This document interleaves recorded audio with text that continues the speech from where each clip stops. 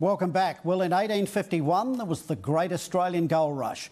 And more than a century and a half later, we have the Great Adelaide Hills Gold Rush.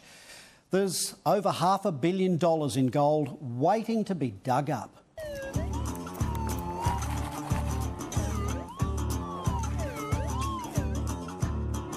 I think there is something magic about gold. It's not just the monetary value.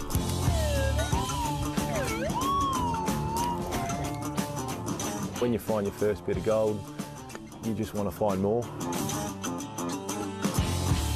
We're so blessed to have this beautiful country that we can come and dig in and have a look around in. There's gold in them thar Adelaide Hills. This property had 7 gold mines on it. Gold nuggets from the good earth that bring on a fever. It's an addiction. Many of the gold nuggets that are found are never melted down. They're actually worth more as a nugget than they are as a base metal. Armed with the latest in metal detectors, there's an army of young'uns and old-timers heading to the hills in a modern-day gold rush. Once you've got gold fever, you can't shake it. You've got to get it. You've got to get out there and swing that detector to get your fix. Nenad Lonick is a dedicated detector dude who's yelled Eureka more than once. Every time you get a nugget, it makes it all worthwhile.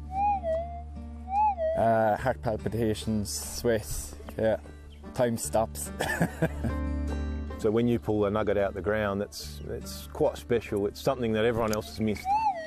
I've worked in gold mines all over Australia and in South Africa, and whenever you see gold, it's always exciting, that sparkly yellow metal.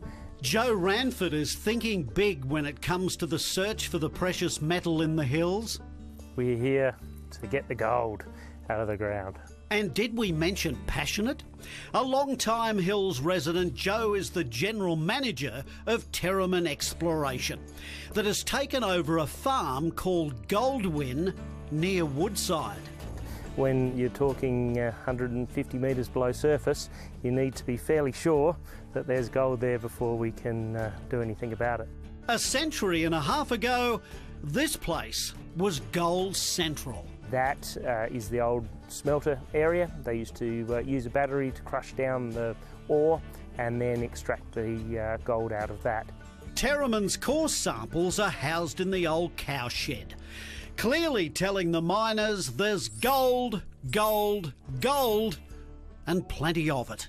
This is a high quality gold section, 200 metres below surface and very high grade. Through those methods of soil sampling and drilling, we've been able to establish that the bird-in-hand deposit here is mineable with modern techniques. So, how much gold is under their feet? 233,000 ounces. Come again? 233,000 ounces. How much dosh is that? About $410 million.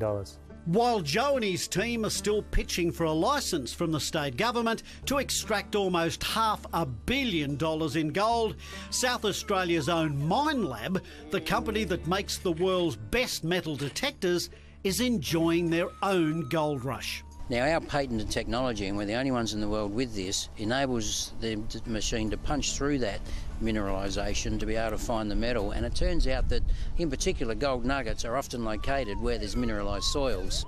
A new detector with a super sensitive coil is being released by the company next month. It's only had the one coil for a period of time, and everyone's keen to see what a much bigger search coil is going to do. While Forests SA give gold prospectors permission to strike it rich, it's clear some of them don't respect the land, with large holes left unfilled. There's always a code of conduct. We're out here enjoying nature. We want to leave the area as we found it. Something not lost on Joe Ranford from Terramin, who's promised to plant 6,000 trees and shrubs around his mine. We are a good miner. Meanwhile, at over $1,300 an ounce, gold can still make you very rich indeed. You can't compare it to anything else.